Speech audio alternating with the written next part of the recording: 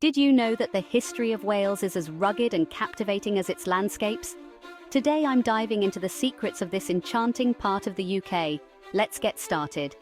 Wales, known for its dramatic coastlines and ancient castles, holds stories that date back thousands of years. The name itself, Wales, comes from the Old English word welas, meaning foreigners or strangers. This name was given by the Anglo-Saxons to the Celtic Britons.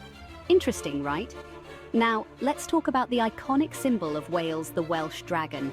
This fiery creature isn't just a figure of myths. It represents the fierce independence and strong cultural identity of the Welsh people.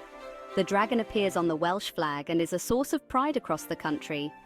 But there's more to Wales than dragons and legends. It's the birthplace of the Industrial Revolution in Britain. The small town of Merthyr Tydfil once produced more iron than anywhere else in the world. Imagine that! A small town leading a global industry. And for those who love a good mystery, did you know that Wales is often called the castle capital of the world?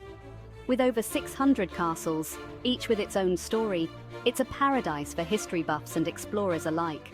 From the majestic Caernarfon Castle, where the first Prince of Wales was crowned, to the ruins of Llanstefan Castle, overlooking the beautiful Tiwi estuary, these stone giants whisper tales of battles, alliances, and betrayals. So why not delve deeper into the fascinating history of Wales? There's so much to learn and explore, and I promise you won't be disappointed.